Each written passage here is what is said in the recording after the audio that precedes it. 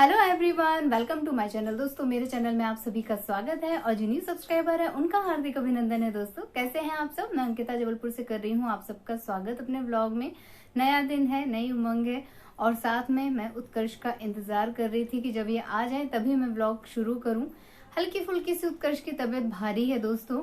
इनको थोड़ी सी सर्दी लग गई है, या यूं कहिए कि हम लोग धूप में घूम रहे थे और ये लगातार उसमें ही पानी पी रहे थे। और सभी जानते हैं कि धूप में घूमने के बाद तुरंत पानी नहीं पीना चाहिए, बट बच्चा है। मेरी हालत खराब हो रही थी तो अब मैं इसको क्या ही बोलूं। जब तक मैं इसको रोकती इसने पानी घटाघट पी लिया। और सेंसिटिव तो हम लोग हैं, पूरी फुल फैमिली, तो बहुत जल्दी रिएक्शन हो जाता है। सो टचवुड अभी तक मैं ठीक ठाक ही हूँ, मगर इनकी सर्दी जुकाम को देखते हुए मुझे लगता है कि मैं भी इसकी चपेट में जल्दी ही आ जाऊंगी। और मौसम ऐसा गंदा है ना कि मैं क्या ही बोलूँ ना। अपन इसको ये कह सकते हैं कि अच्छी खासी अब ठंड गई, या हम ये भी नहीं कह सकते हैं कि नहीं ठंड है, बहुत ठंड है। इस टाइम में तो सच पूछो मैं स्वेटर पहने हूँ, अदरवाइज स्वेटर की जरूरत नहीं है, धूप बहुत तेज है। लेकिन चूंकि मुझे अंदर रूम में रहना होता है और रूम पता नहीं क्यों मेरा बहुत ठंड आता है, इस वजह से मैं स्वेटर डाले रहती हूँ, क्योंकि मैं टाइफाइड को अब दोबारा से नहीं चाहती हूँ कि वो मेरी लाइफ में आए। वैसे मेरे बहुत बाल झड़ गए, बहुत ज्यादा बाल झड़े हैं मेरे, वो वापस ही आने का नाम नहीं ले रहे हैं। खैर, मैं तो ये सारी चीजों से परेशान हूँ। सेकंड थिंग आज मैंने जो की है बड़ी, वो ये है कि मेरे सारे प्लांट्स जो एकदम चिलचिलाती धूप में रखे थे, अब उनको थोड़ा थोड़ा करके मैंने शिफ्ट करना शुरू कर दिया है शेड के नीचे, क्योंकि साथ में थोड़ी सी गुड़ाई वुड़ाई भी हो जाती है। और उनको तेज धूप में मैंने देखा पत्तियां बहुत ज्यादा झड़ रही हैं। मेरा मनी प्लांट तो एकदम येलो येलो येलो पड़ गया। आप उसमें कितना भी खाद डाल लो, मैं पानी से उसको स्प्रे भी करती हूँ, सब कुछ करती हूँ, पत्ती वगैरह धुलती हूँ, बट वो इफेक्ट अब उसके ऊपर नहीं है जो बारिश के दिनों में हुआ था। तो ठीक है, मौसम है। और मैंने देखा है कई लोगों के प्लांट्स नोटिस किए हैं कि सभी के ऑलमोस्ट एक जैसे ही हो रहे हैं। तो ये मौसम शायद पतझड़ जैसा है, एक बार निकल जाएगा तो वापस से प्लांट्स वगैरह भी स्थिर हो जाएंगे। तो इन्हीं सारी चीजों में हम लोग लगे हुए हैं। साथ में उत्कर्ष के टेस्ट और एग्जाम्स चल ही रहे हैं, उनसे तो शायद मेरी कभी छुट्टी होगी ही नहीं। हमेशा कुछ ना कुछ इनका चलता रहता है, कभी ओरल, कभी रिटर्न, कभी कोई प्रोजेक्ट, कभी कोई प्रोजेक्ट। प्रोजेक्ट्स इतने सारे इन बच्चों के होते हैं, मैंने तो कभी ये इतने सारे कभी किए ही नहीं है। मतलब पढ़ाई का भी कोई अंत नहीं है। और थोड़ा सा अपडेट अपने घर का भी दे देती हूँ, घर का ही दे रही हूँ वैसे भी मैं। लेकिन मेरी मम्मी जी की भी हेल्थ थोड़ी सी डाउन हो गई है, उनको सडनली फीवर आ गया था। हमें तो यही लगता है कि मौसम चेंजिंग की वजह से उनका ये सब हुआ, क्योंकि हमने जब उनकी रिपोर्ट्स वगैरह कराई तो सब कुछ नॉर्मल आया। लेकिन फिर भी वो इतनी डाउन डाउन डाउन थी कि उनकी बोलने तक की इच्छा नहीं हो रही थी। फिर थोड़ा थोड़ा ना उनको कुछ कुछ इन्फेक्शन निकला है, और उसके लिए बस केवल आपको डाइट पे ही ध्यान देना है, प्लस कुछ मेडिसिन वगैरह डॉक्टर ने दी है उनके लिए। तो वो सारी चीजें हम लोग कर रहे हैं। और ये जो मौसम बदलता है ना, इसमें अच्छे से अच्छे इंसान का जो रोग होता है, कोई हर किसी को कुछ ना कुछ होता है। किसी को वात की समस्या होती है, किसी को कफ की समस्या होती है, वो इस मौसम में जरूर से उभरती है, जरूर से एक बार आपके ऊपर हावी होती है। तो आप इसमें कुछ नहीं कर सकते हैं। मौसम चेंजिंग की मार सबको झेलनी पड़ती है। कोई बहुत ही स्ट्रांग इंसान होगा जिसको ये चीज नहीं झेलनी पड़ती होगी, या झेलता होगा लेकिन वो उस चीज को बर्दाश्त कर लेता होगा। तो ये सारी चीजें अभी घर में चल रही हैं। और हम लोग प्रिकॉशन के तौर पे जब भी मौसम बदलता है इस टाइम में पॉक्स वगैरह भी बहुत फैलते हैं। तो हम लोगों को बचपन से ही बताया गया है कि ड्रम स्टिक जो होती है, हमारे यहाँ तो उसको सहजन बोलते हैं, कई जगह उसको कौस बोलते हैं, और क्या बोलते हैं, मुनगा बोलते हैं। जितनी भी चीजें मैं जानती हूँ मैं आपके साथ शेयर कर रही हूँ। तो वो इस मौसम में जरूर से खाना चाहिए। ये जो बदलता मौसम होता है मार्च अप्रैल का, इस टाइम में उसे जरूर खाना चाहिए। और आजकल तो आप देखोगे कि ठंड अपने समय से पहले आ जाती है, बारिश अपने समय से पहले होने लग जाती है, गर्मी अपने समय से पहले आने लग जाती है। तो भाई बदलते मौसम में तो हमें वैसे भी बहुत सारी हिदायतें देनी चाहिए। कई लोगों को कड़ी वड़ी रायते वायते का बड़ा शौक होता है, लेकिन मुझे तो लगता है कि इस मौसम में वो भी नहीं खाना चाहिए।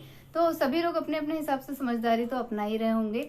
और एक चीज होती है कि जब आप कहीं धूप से आ रहे हो, भले आप 12-1 बजे आ रहे हो, लेकिन आपका ना मुंह सूखने लग जाता है। इस टाइम में मुंह बहुत ज्यादा सूखता है लोगों का।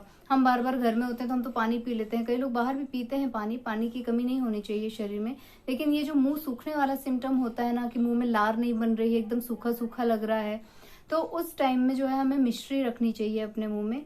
मिश्री हल्की सी 2-4 दाना आप रख लीजिए, उसको मुंह में घुलाते रहिए, तो इस टेंडेंसी में थोड़ा सा आराम आ जाता है। और ये जो है सिम्टम्स होते हैं आपको सर्दी जुकाम के, अगर आपका मुंह लगातार सूख रहा है, होठ वाइट पड़ रहे हैं, तो आप समझ लीजिए कि आप सर्दी के बहुत जल्दी शिकार होने वाले हैं।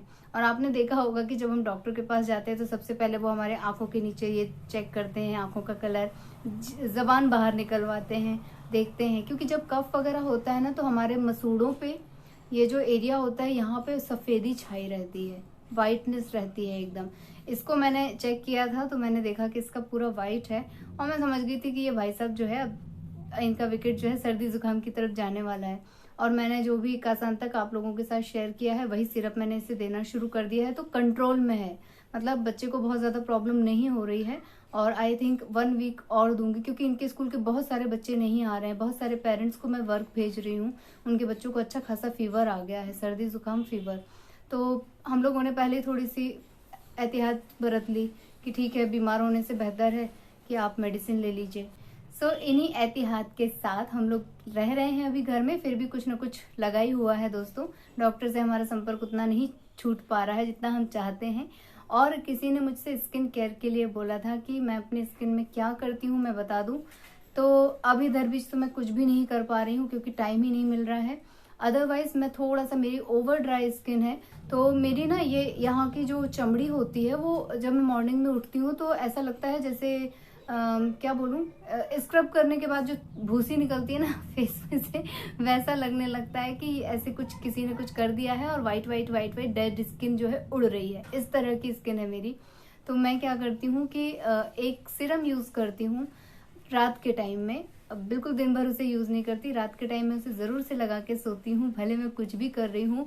और कभी कभी मुझे ठंडे से वो अवॉइड करना चाहती हूँ, पानी वानी में मुंह छप नहीं करना चाहती, तो मैं वेट वाइप से अपने फेस को क्लीन करके उसे यूज कर लेती हूँ और वो वर्क करता है। एटलीस्ट मुझे मॉर्निंग में कोई खिंचाव विचाव नहीं होता ड्राई स्किन का और ठीक ठाक रहता है। अदरवाइज मैं बॉडी लोशन ही लगा रही हूँ अभी फेस में भी, और कुछ खास क्रीम नहीं लगाती हूँ, और कोई स्किन केयर नहीं, कोई शीट मास्क नहीं, कोई फेस पैक नहीं, क्योंकि अभी बीते दिनों में 1-1.5 महीने से मैं बहुत बिजी चल रही हूँ, मुझे बिल्कुल भी टाइम नहीं मिल रहा है ये सब कुछ करने का। पहले तो थोड़ा समय मिल भी जाता था, अब नहीं मिल पा रहा है। तो हो सकता है अभी कुछ दिनों बाद फिर सारी चीज़ें व्यवस्थित हो जाए और मैं वापस से स्किन केयर शुरू कर दूंगी, तब आप लोग के साथ मैं शेयर करूंगी। सीरम मैं आज के वीडियो में मेंशन कर दे रही हूँ, बहुत ही कॉमन सा है। और ओ नो, इस ध्वनि प्रदूषण के कारण ना मुझे समझ ही नहीं आता कि मैं जो बोल रही हूँ वो सामने पहुंच भी रहा है कि नहीं। कभी कभी बहुत इंपॉर्टेंट कुछ बता रही होती हूँ ना तो मुझे बहुत गुस्सा भी आने लग जाता है। तो क्या ही मैं बोल रही थी, हाँ, सीरम के बारे में बोल रही थी कि ये जो सीरम है इसे लगाने के साथ ड्राई स्किन में तो मुझे बहुत फायदा होता है, लेकिन ना मुझे थोड़ी सी अपनी स्किन प्लम्पी लगती है, मतलब क्या मैं बोलूँ, बहुत अच्छी सी लगती है, शाइनिंग भी रहती है और बहुत बाउंसी सी लगती है। तो मुझे ये पर्सनली बहुत पसंद आता है, लेकिन मैं इसका यूज़ बाकी किसी सीज़न में नहीं कर पाती हूँ, सिर्फ ठंड में ही कर पाती हूँ। तो मैं एक ही छोटी सी शीशी मंगाती हूँ ताकि वो ठंड में ओवर हो जाए, नहीं तो एक्सपायर हो जाती हैं रखे चीज़ें। तो आप लोगों को अगर मन करेगा तो आप लोग अपनी स्किन टेंडेंसी के हिसाब से इसे यूज़ करके देखिएगा, आप लोगों को भी मुझे लगता है कि अच्छा लगेगा। और मुझे इसका ही फेस मास्क भी बहुत पसंद है दोस्तों, दोनों चीज़ें मैंने यूज़ करके पर्सनल मतलब देखा है कि बहुत अच्छा इफेक्ट आता है। तो ये आपके साथ मेंशन कर रही हूँ, शेयर कर रही हूँ, आप लोग भी बताइएगा अपनी राय, जिन लोगों ने कर लिया होगा और जिनने नहीं किया है वो करके देख लीजिएगा। दोस्तों ये है रोज़ हिप सीरम और मैंने इसे पर्पल से मंगाया है, आपको ये नायका वगैरह पे भी मिल जाएगा इजीली। और इसे ना ऑयली स्किन वाले भी इस्तेमाल कर सकते हैं क्योंकि ये एक सीरम है, ड्राई स्किन वाले भी कर सकते हैं, ऑयली स्किन वाले भी कर सकते हैं। दोस्तों किसी ने मुझसे ये भी बोला था कि उनकी स्किन में ना रिंकल्स आ रहे हैं, मतलब कहीं कहीं उनको ये ऐसे कुछ लाइनें पड़ जाती हैं, वो पड़ने लगी हैं और एज उनकी अभी कम है। तो वो स्किन जब लूज होती है आपकी तब होना शुरू होता है। उसके लिए सबसे अच्छी चीज़ है कि आप अपने स्किन में, मतलब अपने फेस की अच्छी खासी मालिश करें। आप जितनी ज़्यादा उसमें मालिश करेंगे उतनी ज़्यादा अच्छी आपको शाइनिंग भी नज़र आएगी और ये धीरे धीरे जो रिंकल्स कहलाते हैं ये ख़त्म होने लग जाएंगे।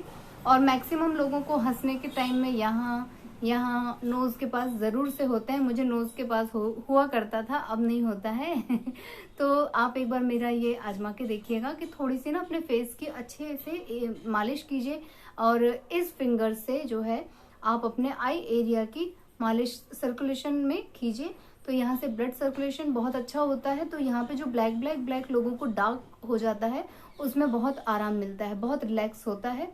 और आपके कहीं भी आप देखिए फेशियल के बाद क्यों हमारा चेहरा इतना ग्लो करता है, क्योंकि बहुत अच्छी सी मसाज हुई होती है हमारे फेस की।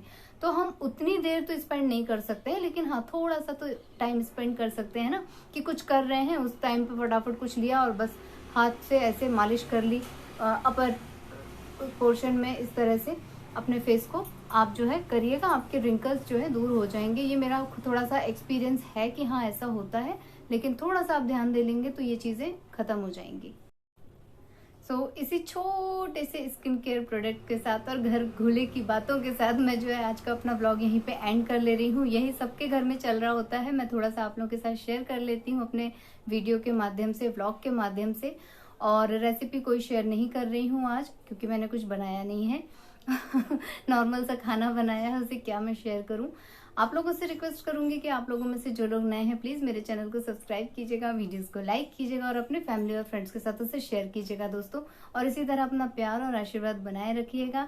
मेरे पास जो भी कुछ होता है बताने का, मैं सब खुल के बता देती हूँ। आप लोग भी कुछ चीजें अपने कमेंट में शेयर करना चाहते हैं मेरे साथ तो प्लीज करते रहिएगा और इसी तरह अपना आशीर्वाद देते रहिएगा। मैं मिलूंगी अपने नेक्स्ट वीडियो में, तब तक के लिए take care, tata bye bye, अपना ख्याल रखिएगा। Bye bye and thank you for watching.